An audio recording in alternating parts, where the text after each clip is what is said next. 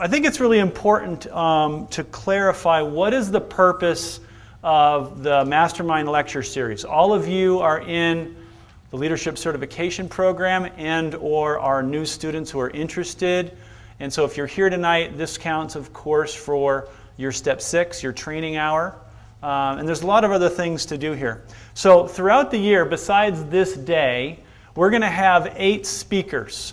And because the Leadership Center focuses on personal leadership, interpersonal leadership, team leadership, organizational leadership, and then civic and community leadership, kind of the 5 core areas, we're going to do it so that you've got 2 speakers in each category, but we're squishing the interpersonal and the team together a little bit this year. So you're going to have 2 speakers on personal skills, 2 on interpersonal/team, 2 in the organizational dimension, and 2 in the civic and community engagement. Now, how many of you have gotten with a little USB and you have all of your templates and everything electronic? Most of you have jumped in there. If you don't have one, come get one. Because for those of you who have been in the program for a while, when somebody gets ready to finish with leadership certification, they'll often come in and print out their application, they'll print out their 360, they'll bring in their journal of reflection, they'll bring in the seminar hour summaries and all that stuff in a big binder. We're trying to set it up so that you can do everything in the program electronically. You can fill out the templates, save them as Microsoft Word, put them in a file, and show us that throughout the year. So this is a time where if you've got a lecturer that's coming in, next month is going to be Franklin Covey, that you'll either have a template that you start filling out, what are the core principles of the speaker, how would I apply what I've learned, what's my plan for application. You fill that out, that's equal to 1 seminar hour, or you do it on your laptop, okay? So, that being said, I wanted to walk you through some of the speakers we have. All have been confirmed except one. Annie Oswald, she is fantastic. How many of you met Annie before? She's been here, talked about some things in the past, so it's been a while. Well, she's talking about on a new topic. Normally she speaks on time management. She is the worldwide book distributor for Franklin Covey. She works directly with Stephen and others, and she speaks on a variety of topics. She's going to talk about personal change. Dr. Kerry Patterson, we're really lucky to have Kerry come in. He's a New York Times best-selling author, Crucial Conversations, Crucial Confrontations, influencer, and he's got a new book coming out on personal mastery and personal change, and I've asked him to speak on that. And then, for the 3rd month, we are going to have either Stephen M.R. Covey talking about the speed of trust, which is an interpersonal skill and a major one. His book has been selling gangbusters around the world. Or it's going to be a staff person. He's not sure if he's going to be in the country, out of the country, so we'll have somebody from Covey Link coming for that. The 4th time, we're going to have Patty Johnson. Patty Johnson is the one of the institutional advancement person for Globus Relief, and she's going to talk about etiquette and professionalism. A little different than what Jeff Kahn did. Bonner Ritchie, how many of you know Bonner? Some of you are taking Bonner's class in our room right now.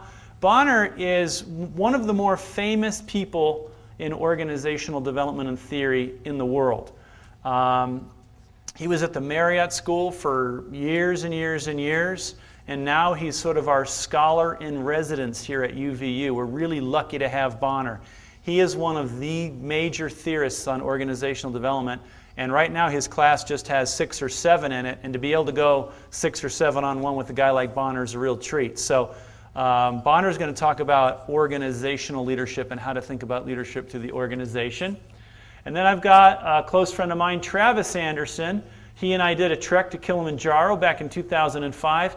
His expertise is on how to build an effective teams and how do you work as teams more effectively in terms of decision making and carrying the ball of a team, etc. And then number 7 is a guy by the name of Tennyson Wolfe. He works as a colleague with Meg Wheatley, who's a very famous author. Meg's been in here before. And he's going to talk about building organic teams to cause civic and community change.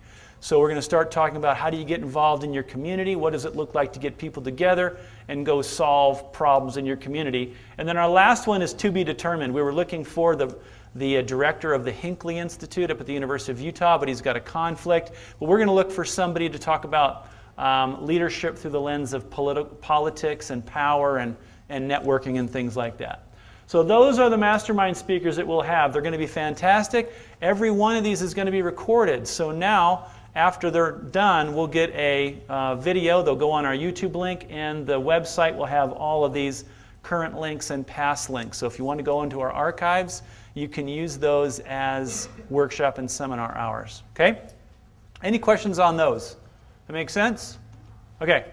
And if you have folks that you think would be great speakers, like authors and those, let us know in the office. We're always looking for lists of good local talent who have an international scope, because I try to find the very best people to bring in for you guys. Okay, administrative updates, other mastermind purposes, and I think this is important to clarify. This is a place to meet and connect with your teammates and your team leader. All of you are either in a PLP suite or you are Cal students that have a team leader. My goal is that every month, every team leader with his or her team, this is the one time a month you come together, kind of connect, network, hang out together, see a speaker, but also just kind of get caught up if you haven't seen each other in a while. Okay? It's a great time to network. Most of you are involved in really interesting projects all around the campus, whether it's student government or whether it's doing a CEL grant or a campus rep position. Some of you may be doing outside internships. And so for you to be able to network and kind of link around with what other people are doing, that's the purpose of this. It's a forum for recruiting and discovering project opportunities. Nicole brought that up. If you are initiating a project or you're in the middle of a project and you would like to tap into this group, and I get calls just about every week from outside organizations that say, I've got an internship available or I've got a special project, I want to tap the Cal students first. I will have them come in and do a 30 or a 1-minute commercial up here before the speaker gets on. And at the end of that, if you guys, any of you are interested in that project, then these tables are here for you to put out your materials and say, I'll be at a table at the end of the speaker to answer questions and recruit. So if you want to recruit, this time is yours to recruit from your colleagues and then to use these tables to get their information, all that kind of stuff. Okay? Other administration. Our website, we've been spending the summer getting that up and ready to go. We're still missing some links and we're still putting a little bit more content on there, but our goal is that the website gives you everything you need to be part of the Cal. We've got the university calendar on the front. We've got our Cal calendar on the front. Any social events we're going to have will be on there. Masterminds will be on there. And then anytime there's something on campus that we think might be a useful resource, like the executive lecture series in the business school or the ethics lecture series that goes on every month, we'll make sure you know that. Oftentimes, the U.S. senators will come. We have Rusty Butler in the international group that brings in dignitaries, prime ministers, and other political people. We'll make sure you know who those are, and if you're interested in using those as a lecture series, you can find those on the calendar. Okay, another thing we're going to do, we have what's called a Cal Matrix. We've talked about the Journal of Self-Reflection. That's something you kind of do 1 page a month, right? Well, we've produced what's called a Cal Matrix, which includes all the core competencies of leadership certification. It's broken into the 5 dimensions we've talked about. There's about 150 questions that ask you questions about leadership, and it's actually something where you can identify, where did I learn a particular idea about leadership? Where did I practice the idea, and what were the results of my practice? It's a way of really structuring your leadership experience while you're here. It's a tool that we're planning on possibly implementing for everybody in the next couple of years, but right now it's really more of an experimental tool. And so what we did last year, and we haven't given out the scholarships yet, but we had kind of a competition. For those of you who want to take sort of the Cal Matrix challenge, we give you the spreadsheet, walk you through the questions. They're very simple questions. Questions like, when have you applied goal setting? Talk about your time management skills. What is a personal mission? talk about a time when you've been able to develop good interpersonal communication skills. It's about 145 questions like that. It covers the gamut of what you're going to be learning in the classes and the lecture series. And you fill those things out. And we did a competition last year where the best matrix got a $500 scholarship, and the second and third got $250 scholarships for the following year. So anybody that wants to use the spreadsheet this year as a kind of a structured tool for reflecting, we're going to do an orientation at our office September 10th at 2 p.m. So those of you who want to do it then, we'll hand out the matrix. I'll walk you through it, walk you through the question, make sure you understand it, and sort of send you on your way. You can always ask us about that. So September 10th, 2 p.m.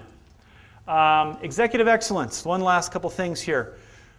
We have access to 20 years of leadership articles. And for those of you who are looking for, hey, Mastermind, I had orientation week, I have all these training hours and workshop hours that I'm using for Step 6. We also have, as you know, a really large library of books.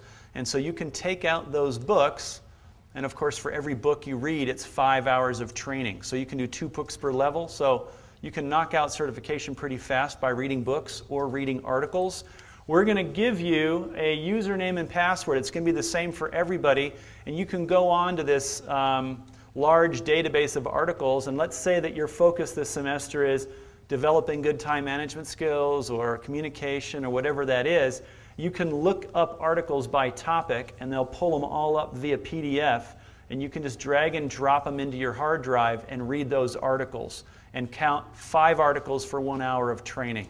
And that's when we get you into your training mission and you're sort of learning on your own the specific things you want to learn.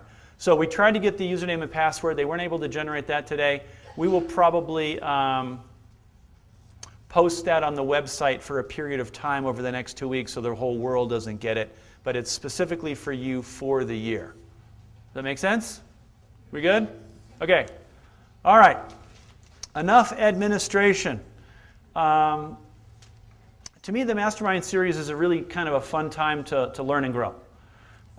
Leadership, as we've talked over the last 3 weeks, is kind of a complex series of definitions and ideas and things of that nature. What have you learned over the last, for those of you who've been involved in orientation, what have you learned about what leadership is or what leadership isn't over the last few weeks?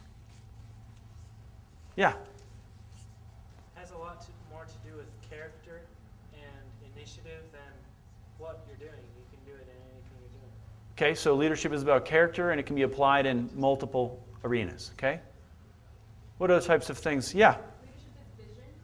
Okay, it's vision. Everyone agree with that? What kind of vision? Just organizational vision? Is it about personal vision? Absolutely, right? Okay, what else? Yeah. Well, leadership, you don't have to be the president or the head of something. You can be a part of a committee. It's not just the top person. Okay, so it doesn't mean you have to be the #1 person to lead. You can lead at any level of the organization. Okay? What else? What other kinds of things showing up for you? You've been through like what, 10 or 12 lectures on leadership over the past few weeks. What other things have you noticed? Yeah? It's based on a spirit of unity. A spirit of unity, okay. One of the most important things I learned is the best way to lead is to truly love the people you're working with. So being in service of those whom you lead and having them know that, right? You'll learn in class there's a big difference between task-oriented leaders and people-oriented leaders, and how you have to go kind of back and forth between the people side of leadership and the task side of leadership. Anything else? Okay, yeah. Kind of just at the beginning, we can all be a little bit nervous, but having the confidence to ask a lot of questions, to network yourself, and to get out there, so you can find the opportunities that will give you, leadership experience. Okay, so leadership has something to do with your desire, doesn't it? Okay, so that's an interesting thing. You'll learn about this in org behavior and classes like that. It's a trait called surgency, which has to do with your wanting to lead. Covey talks about that a lot. He said leadership isn't necessarily a position you're given, it's actually a choice you make. And so in any of the positions we spend time in, we choose to lead, we choose to influence. Any others before we jump in? Yeah? I like what David Reeves said about it. He said leadership is none other than to make a difference. To make a difference, okay? How many of you want to make a difference this year? Most of you? Okay. Now I probably speak for the president on this. This group in here represents the best of UVU. The president is very eager to push 3 core themes: serious, engaged, and inclusive. Serious, engaged, and inclusive really encompasses what we do at Leadership Certification. And he does look at you as the cream of UVU's crop. That not only are you here to push yourself academically and learn how to grow academically, but you're the ones that are going to start filling in the leadership roles because you're getting involved, you're volunteering, you're seeing what it's like to add value, you're seeking to influence, and you're ultimately rising to those levels in the organization and the university. That's the vision we have for the Cal PLP teams and what we're looking to do with certification. So with the spirit of all that, with the fact that there's hundreds and thousands of definitions and concepts of leadership, I just wanted to share with you maybe 10 ideas or 10 principles that would kind of frame a little bit of how I'd like you to think about your experience this year at Cal and setting the stage for leadership. And I think it's important to recognize that you won the very first big race you've ever had in your life. You had a 200 million to 1 odds of winning that race. You know what I'm talking about, right? Conception. You were the one that pulled it off, 200 million to 1. By definition, you were born for greatness in this world.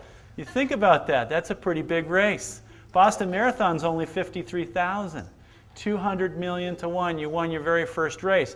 You were designed and destined for something significant in this world, and we're here to help you figure that out here at UVU and the Center for the Advancement of Leadership.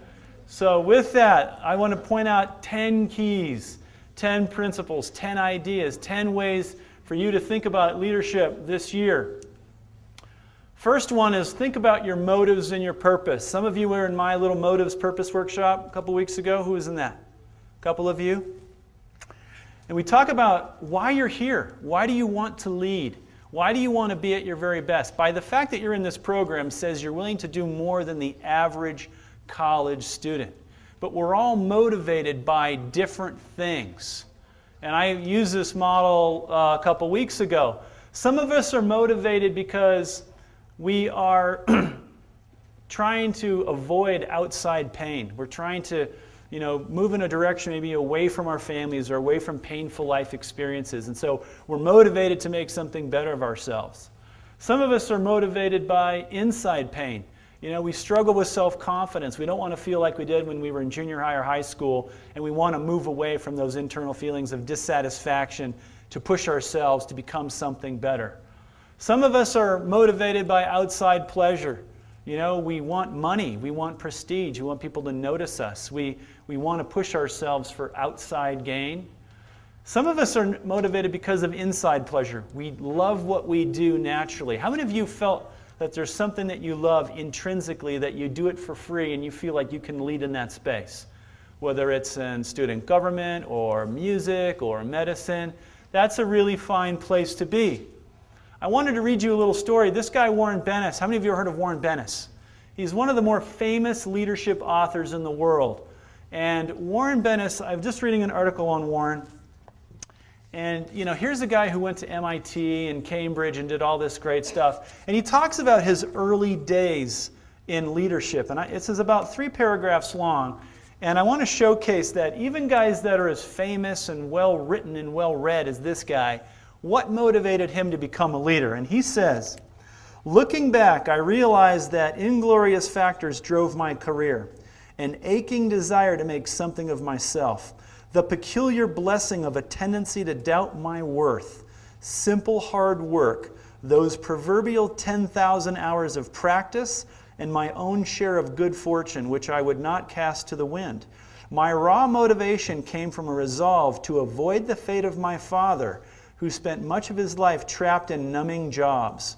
I was 7 when he lost his last real job as a shipping clerk. Then came his desperate attempts to support our family, laboring as a process server, loading illegal booze for the New Jersey mob, opening and then shutting unsuccessful malt shops, and toiling for his nephew in the dust-filled attic workshops. Whatever our motivations, each of us responds to the roles our life offers us. Ambushing good fortune, we hope, whenever it presents itself. My first notable position was as an officer in the U.S. Army in 1944. I was surprised by what life offered an awkward teen such as myself the chance to serve as a second lieutenant fighting in the Battle of the Bulge at the tender age of 19.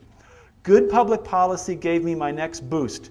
The GI Bill swung the doors of college open to veterans, allowing me to attend Antioch College, where I had the good fortune to meet my greatest mentor, Doug McGregor. You'll read about Doug McGregor in your classes. Then Antioch's president, who became the father of organizational development. Doug convinced me that my father's past need not be my own, and that a lucky person could live the life of the mind. So not only did he want to move away from his family experience, but he had other people that believed in him more than he believed in himself. How many of you have needed some of those folks in your life to see things in you that you hadn't seen in yourself? He goes on to say, and there's a lot more here, and all of you will get these monthly articles. He said, luck begets luck. Like the rich getting richer, those with early successes are rewarded with expanding opportunities. After I discovered what I felt passionate about, which was leadership, change, and creative collaboration, people began leaning close to hear my thoughts on those subjects. Once that begins to happen, something miraculous occurs. You discover that you have become a name, a brand, and all you did was work hard, get lucky, and stay alive, and try to avoid your father's fate. So, think about the nature of your motives this year. Why are you doing what you're doing? Ponder whether it's inside or outside. And if you're lucky enough right now to find a purpose beyond yourself, is there something that's bigger than you that's driving you to move forward, to be a good scholar, to be a good leader, and ultimately, not only finding a purpose beyond yourself, but how do you align your core purposes with your true gifts and talents? Our goal is to help you get to what I call this stage 6 of motivation, where you're identifying your core motives with your purpose. All right, beyond motives and purpose is mindset. I think it's safe to say that a lot of us have seen the bell curve a lot. What does the bell curve represent? It represents where people are in society. 68% of the population are pretty darn average. We add another 14% and we're above average. We go to the top 2% and we're exceptional. We go to the top 1% and we're getting to that edge which is world class. And I think what you can do in college is it's easy to do this. It's easy. This is a C student, this is the B student, this is an A student, this is the Rhodes Scholar. And I think it's important as you think of yourselves as leaders to know what it means to have a mindset of a champion, the mindset of a high performer. Knowing what it smells and looks like. We've all seen this, we've smelled this, we've tasted this, but have we really created a vision or a picture that puts us somewhere on the right side of that bell curve? I got a couple little videos from YouTube that I was going to show, and I got 2 or 3 of them. And let's watch a couple and we'll move through these 10. No matter what people say, if you believe it in your heart, anything is possible. I want to be better tomorrow than what I am today. There's always going to be people out there that are better physically, more talented, but there's no reason someone should outwork you. They're both made and born. You can't be a champion if you're not born with some sort of gift. A little bit of both. Definitely made. Like you're born with the talent, but you have to use that talent. I think champions are able to stay relaxed and just take their one moment in time and just say, okay, well, I've worked all my life for this, why am I nervous? It's being that moment, that pressure-packed moment, because anything can happen. It's such a rush being in that environment. We're ready because we experience it every day in our hearts and in our minds. You have to work at it, and you got to push yourself. The best athletes have the most fun when the biggest game is on the line. I loved playing in Game 7s. I loved playing championship situations. I'm not afraid to fail. Succeeding in a certain situation or scenario far outweighs the failing. My favorite Super Bowl hero is definitely Kurt Warner. I'm a huge Rams fan. Lynn Swan. I think he had a certain art form about him. Joe Montana. Huge Joe Montana fan growing up. What Joe Montana did in the last drive against Cincinnati might be one of the greatest sporting events I've ever seen, and what he accomplished in that last 2 minutes. This is an ink blot test. What do you see? Dragon with his head between his legs. I see a warrior. Looks a little like a butterfly. I see a deformed butterfly that didn't quite make it. A bird that just got ran over by a truck. I think to be a champion, you sacrifice more than a lot of people realize. Time. If they're young, they give up time away from their friends, away from school. When they get older, they give up time away from their family. You can't go out and party or just go wild. You have to have a certain amount of discipline. I probably eat less. And that's another sacrifice. You miss out on certain things, but the reward, I think, is far greater. I believe you make your own fate. I believe you determine your future. At times I do. Sometimes I don't, but depends what mood you catch me in. I think we all have a destiny, and you get there one way or another. Good things happen, they happen for a reason. Bad things happen. I try to find a positive and move forward. If you work hard and you do the things necessary, I think the aftermath, people say it was fate. Babe Ruth. Muhammad Ali. Muhammad Ali. The greatest cyclist of all time is a guy named Eddie Merckx. Florence Griffith Joyner. Jackie Robinson. Without question, it'd be Jackie Robinson. Charades. Charades. Chess. Definitely charades, because I have a much better chance of winning in charades than in chess. Chess. I love to make the moves, put people in check. I've never played chess, so I figure I'm a little bit better in charades.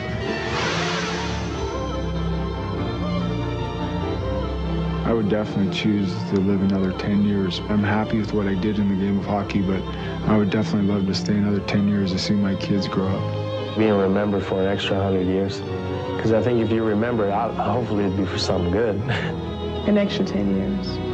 I don't really care that much about being remembered for 100 years, but I would care a lot about living another 10. That's an easy one. So think about 9-set this year, and where do you want to be on that bell curve? Do you want to be in the middle? Do you want to get average grades? Do you want to get B's? Do you want to get A's? Do you want to step out? Do you want to make a difference? Or do you want to coast along? This program is designed for you to take hold of what you want to become and not be pushed through it. Know your story. I've talked to a lot of you, and I've gotten to know that we've all come from a place that is sometimes positive and sometimes not so positive.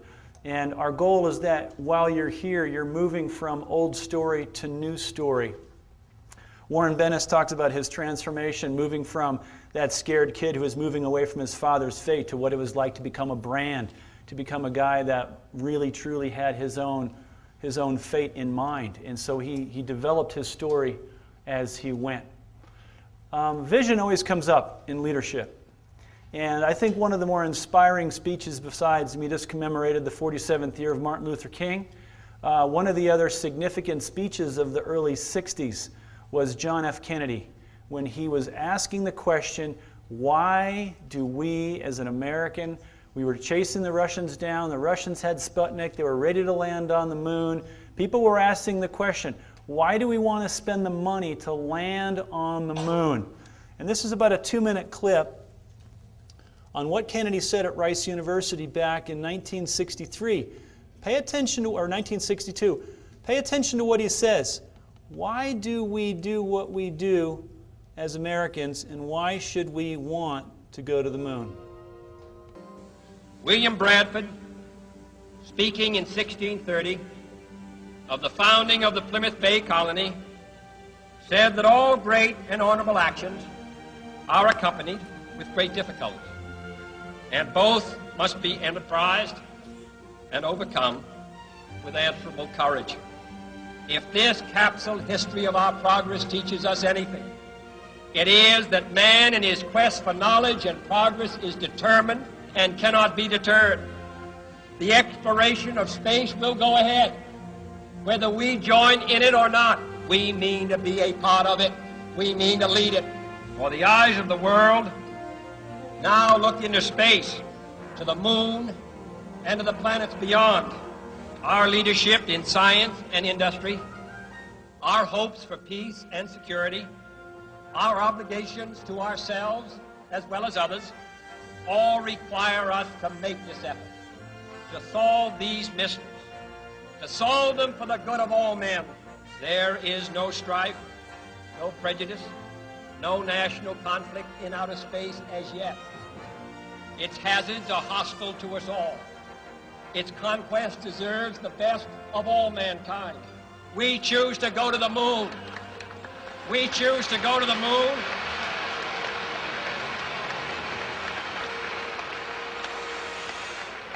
We choose to go to the moon in this decade and do the other things, not because they are easy, but because they are hard. Because that challenge is one that we're willing to accept, one we are unwilling to postpone, and one we intend to win. As you think about your vision for this year and next year and the year after that, are you pushing yourself to create a picture that is not necessarily comfortable, but something that will stretch you beyond your capacity? And constantly refining and revising that vision is going to be one of the most important things you do as a leader. From having a personal vision, from having maybe a vision for the team you're working with, to someday having an organizational vision, you're constantly looking forward to identify the next barrier that you want to accomplish. I think it's also in terms of pointing out strengths and weaknesses. All of you have or will be taking a 360, and throughout the year we'll probably offer other assessments to gather information about personality, core strengths, weaknesses, likes, dislikes, things of that nature. I think it's very important to recognize that as you go through your courses. Somebody asked me the other day, I said, you know, why we take so many different courses in college. It's not to find out so much what we like, it's also to find out what we hate. How many of you have found a college course that so far stinks, right? Why is that so useful? Because you don't go there anymore, right? College is a cutting off point. It's an identification of where your stuff is and to let go of the stuff that you had to do in high school and to start focusing more on who you want to become. And so this year you're going to be tested to start identifying what you were designed to do, what you want to be doing, to fix the big stuff, to fix the fatal flaws, to look at the things that can be massive derailers for you, but to put your attention on your core strengths and who you're finding yourself to be as an individual. I think 6, leading by example is a really vital one too. Everybody's watching everybody in this program. Everybody's watching everybody who wears the white shirt on campus. And I think it's safe to say that a lot of times, and I think we all make this mistake, we often try to lead from the outside in. We often try to lead with our words or our looks or our position, and we forget that who we really are as leaders comes from the inside out. And I have to take this cue every single day and every single week that if I want different results in my family, in my office, in my church world or whatever, that I have to be able to be the kind of person that I want others to be. And Gandhi's quote about be the change you want to see in the world couldn't be said any better.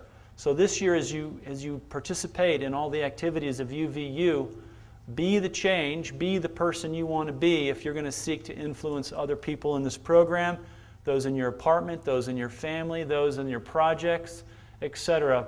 President Holland gave a great example. How many remember his speech last year where he talked about George Washington and the scenario where George Washington was trying to quell the riot after the Revolutionary War when generals were fed up that the federal government had not paid, and they were ready to storm Congress and demand payment.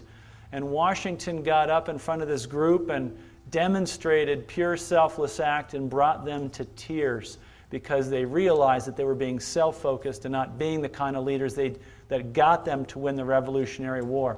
Washington was one of the perfected examples of this. And he was a statesman, very different from a Mother Teresa or a Gandhi. 2 politicians, one focused on religion and charity, focusing by service and example. Never give up. I've told the Dan Jansen story. How many of you heard me say the Dan Jansen story before? It's one of the most inspiring Olympic stories, I think, in the last 100 years. Here's a guy, Dan Jansen, the world's best 1,000-meter and 500-meter speed skater. Back in 1988, world champion. He won the World Cup. He won everything. Everyone knew that Dan Jansen was the best speed skater in the world and should win gold by a significant margin. What happened to Dan Jansen the day or the week before his big race in 1988? His sister got sick and died, and he was not very focused, and so in the gold medal round, he slips and he falls. He doesn't medal in the 1988 Olympics. So everyone says, well, of course, you know, lots of pressure, a lot of problems. I can understand why he couldn't focus on skating. His sister is dying and all this kind of stuff. Well, it shows up. He's good training for 4 more years. Still #1 in the world, still the very best. 1992 Olympics, his mother gets sick a week before. I'm not sure if mother died or what happened, but he had another family crisis that week. But he was destined to win the gold. Fell, didn't medal. So here's a guy that now is considered by most of the experts to be the best athlete with the largest capacity to choke in the history of the Olympic Games. And so he decides that he's going to go one more time to try to win gold medal. Trains 4 more years, still the best at his game.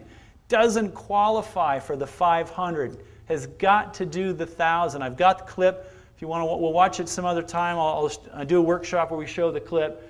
But Dan Jansen finally pulls off the gold medal after 12 years of toil. The guy never gave up. He had every right to give up, and he didn't do it. And he only had 1 minute and 13 seconds to justify who he was. And so as you think about your failings this year, no matter how good you are, no matter how much you struggle, every time you fall over, remember the Dan Jansen story and ask yourself if you'd be willing to give up 12 years of your life to do it right until you get it right. Perspective. Perspective is a really important skill set. For those of you who are going to take my 2450 class, the Principles of Personal Excellence, we spend a whole day just on perspective. So this year it's going to be, I can look at the statistics of this audience. Some of you are going to have major personal trials. Some of you are going to have academic trials. Some of you are going to have family issues. Some of you are going to have whatever. You can see the statistics. It's fascinating. I went to my 20th, last time I went to my 20th high school reunion. And I thought to myself, you know, you hear about these statistics, and I wonder who the statistics landed on in my class. And there was the kid who became famous with, you know, acting next to Denzel Washington in all these movies. There's the kid that, you know, made his millions. There's the kid that was supposed to be the scientist that flunked out. There's the kid who got ran over by the car, the kid who got cancer. And it's interesting to watch how statistics land on people. And in your college career, and I see this a lot, you know, things get stressful. You lose boyfriends, you lose girlfriends, you think it's the end of the world, your heart gets broken, and you start losing perspective, whether it's long-term versus short-term, or humor versus non-humor, or some philosophical perspective. And so this year, learn how to find new perspectives. One of my closest friends and mentors, been a mentor of mine since I was 15 years old, and he tells a story, and it's one of the cases in my class, where he was a famous psychologist out of Berkeley and Stanford. And he wanted to go to Nepal his whole life. And he finally was going to go to Nepal to do research in Nepal. And he was going with the buddy, and they'd finished the bulk of their research, and they only had a 3-day window to take the plane to Lukla and get to base camp so they could start hiking. And every day the weather got worse and worse and worse. And they only had another 24-hour window to actually make this trip. And he started to get really, really nervous about this. And he started talking about how depressed he was getting because he wasn't sure he'd ever get a chance to go to base camp. And sure enough, the night before, the weather got bad, and there was a bus. There was one bus that could take him to this town called Jiri, which would allow him to start for base camp. So the morning they get up, they get into the taxi, they're Every road they were going through in the middle of town had all types of yaks and geese and ducks and animals and all this stuff that got in the way, and the taxi couldn't finagle its way, and they missed the bus to Jiri by 5 minutes. So here is a world-renowned psychologist trained in the capacities of coping with stress and disappointment. He said he went back to his room, his hotel room, and he was devastated. He had flown all the way to Mount Everest, and he had to go home. He wasn't going to go track to base camp. So the next morning, miraculously, the weather changed, and the plane decided, okay, we're going to go ahead and take off. We didn't think we would. We go ahead, your space. He and his partner fly, and they get 7 days later, they're on their way to base camp. Sub-zero temperatures every day. And he's in this little hut, about 32 below zero, and he meets this woman who's from England. And she was from Oxford, and she too was doing research. And she said, I have to leave. I've been called down the mountain. And he said, why do you have to leave? He said, well, I've been called on morgue duty. The bus to Jiri that left yesterday went off the cliff, and everybody died. I have to go scrape up body parts. And they did the calculation and found out that was his bus. It was the only bus to Jiri, and he missed it by 5 minutes. And so as he reflected, I've had a couple of experiences like that. I've missed 3 flights by a day or a week that went down. Pan Am 103 was my flight. And when you start thinking about that, he said every donkey and every yak that was his big anxiety and depressive episode was now the greatest gift he'd ever gotten. It was a complete change of perspective. So in this year, if something bad happens, if your girlfriend gets run over by a truck, if your boyfriend decides to move to Alaska, if your mother loses her big toe, remember you never know if it's your bus to Jiri, and seek for perspective so you don't drive yourself crazy. Okay, ongoing learning and development. As leaders, do you ever stop the process of learning? Of course not. The saddest thing I think I've ever heard at a college commencement is a student that says, gosh, I'm so glad I'm graduated, I'm never going to read another book in my life. Well, that may have been the quest 50 years ago, but today, to be influential, to get ahead, ongoing learning and development is the key. The reason why we talk about having a training mission, meaning a clear theme of personal development and leadership development each semester, is that you need to constantly be identifying those areas that you want to develop in yourself, set clear goals around those areas, change your behavior around those areas, reset those goals every semester. Your resident leaders are going to ask you every month, what is your training mission? How are you doing on your training mission? How are you measuring your progress? Those of you with team leaders are going to be asked the same thing. Know your training mission and know what you're doing. So master your training mission. Love of the process. Over the past 4 years, I've been lucky enough to be able to do Peru expeditions. We do a 12-day leadership expedition every year to Machu Picchu through the Inca Trail. And I do it with a very famous guy by the name of Jeff Evans. And Jeff Evans was responsible for getting the blind climber up Mount Everest. And we talk a lot about his Everest experiences when they're on the Inca Trail. And he said something very profound to me, you know, because when you go do Everest, especially when you're bringing a blind guy up Everest, it was a 60-day affair when you start at base camp and you go to base camp 1 and get through the Khumbu Ice Falls. Khumbu Ice Falls, just on base camp 1, is a series of gullies and cracks that shift every day by 6 to 8 feet. They're covered with small aluminum ladders, and sometimes those ladders only fit together like this and are held together by twine. Most of these cracks are thousands of feet deep, and you have to use crampons to walk across the ladder. If you fall, you're most likely not going to live. You got to go down the crack, and they rarely can pull you up. It's a tough thing. They had to go through the Khumbu Ice Falls. It takes 15 hours in one day to go through the ice falls with about 40 cracks they went over. They had to do that up and back for 7 days before they even got to base camp 2. 60 days later, through base camp 2, 3, 4, 5, 6, they finally got Eric to the top of Everest. They all had dysentery. They lost 50, 60 pounds. Several were kind of close to calling it along the way. And we talked about the nature of getting to the top of Everest. And Jeff said something very interesting, and there's a little chapter in his book about this. He said, you know, and we did this in Kilimanjaro in 2005. We had a 21-day trip to Kilimanjaro. And it's a miserable experience getting to the top of Kilimanjaro. It's sub-zero temperatures, there's a lot of misery, a lot of air sickness, a lot of brain edemas, all that kind of stuff. But he said, you know, when you get to the top of Everest, there's really nothing going on up there. Everything you do is the process of getting to the top. So when you get to the top, you get about 5-10 minutes to kind of go, and then you start your way down, which is even more dangerous than getting up there. He said all of the great learning comes in the process of the suffering to get to the top of the mountain. So as often as we set goals and set for grand achievements, and you finally get your 4.0 average for a semester, or you finally do a good MCAT score, or you finally get a Goldman Sachs internship, it's the process that should keep you excited, not the outcome. The outcome can be a grand celebration, but the process is where you do the bulk of your learning. So learn to love the process this year. I think it's important to recognize that there's no magical formula for leadership. Every one of you has your own formula. It is up to you to identify what that formula is. Should everyone have vision?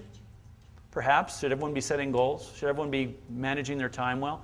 Well, of course, there's building blocks to leadership. There are certain things that every house and building needs. But some of you are already really naturally gifted in certain areas.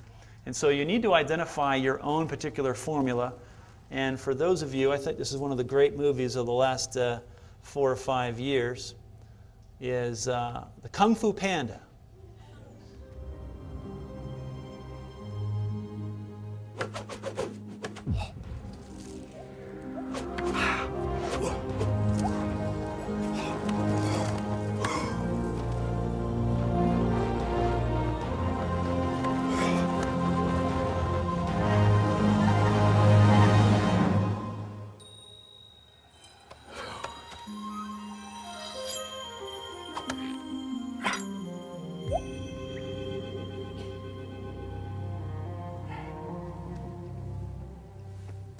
Behold the dragon scroll. It is yours. Wait, what happens when I read it? No one knows, but legend says you will be able to hear a butterfly's wing beat. Whoa, really? That's cool. Yes, and see light in the deepest cave. You will feel the universe in motion around you. Wow! Can I punch through walls? Can I do a quadruple backflip? Focus. Will I have invisibility? Focus. Huh? Focus. Oh, yeah. Read it, Poe, and fulfill your destiny. Read it and become the Dragon Warrior. Whoa!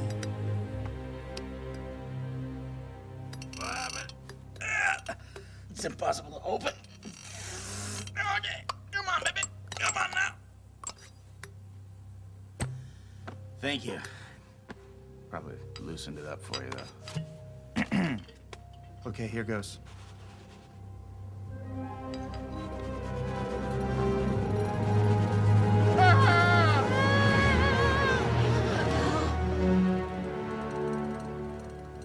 It's blank. What? Here, look. No, I am forbidden to look upon.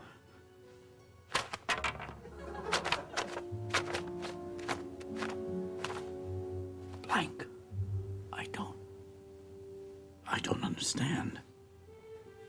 Okay. So, like, Oogway was just a crazy old turtle after all. No, Oogway was wiser than us all. Oh, come on. Face it, he picked me by accident. Of course I'm not the Dragon Warrior. Who am I kidding? But who will stop Tai Lung? He'll destroy everything and everyone. No. Evacuate the valley. You must protect the villagers from Tai Lung's rage. There is no secret formula except yourself. And if you have to identify any particular one thing, there is no one thing. The one thing is you, and it's something you have to find in and of yourself, that you all have the special ingredient to noodle soup, which is, there's no special ingredient. As I've read and talked about people who have been millionaires, a lot of times they say it's just showing up. It's working harder than the next person. There's no secret ingredient. It's a lot of hard work. So, That being said, remember there is no magic formula. Anybody have a good Teddy Roosevelt impersonation voice? Nobody have any good Teddy Roosevelt impersonation voice? Any good males that want to fake a good Teddy Roosevelt impersonation voice? Who's got a good, deep, raspy voice of... All right, Pat. Now listen, this is probably my favorite quote. I think if there was a creed that I live by or seek to live by, it's embodied in the work of and the life of Teddy Roosevelt. I've just finished his biography, and he was one of the most remarkable, probably the most remarkable president we ever had from his personal experiences. And my favorite quote will end here. I'd like you to think about what this means for you as you think of yourself as a leader, 2010, 2011. So you want to read that? It is not the critic who counts, not the man who points out how strong the man stumbles, or where the doer of deeds could have done them better. The credit belongs to the man who actually is in the arena, whose face is marred by dust and sweat and blood,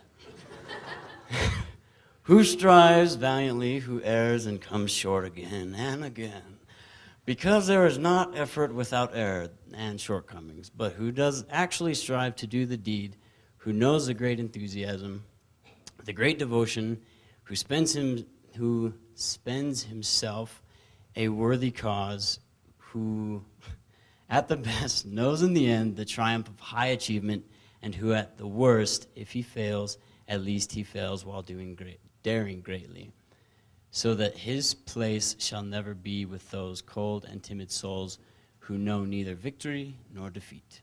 Excellent job. Thank you, sir. So with that, I'm hopeful that these 10 thoughts that were just mine to throw out today will be something that you can ponder about the year. You've got lots ahead of you this year. Hopefully lots of fun mixed with lots of good academics, with lots of good leadership. I'm looking forward to getting to know everybody better. And thanks for coming tonight.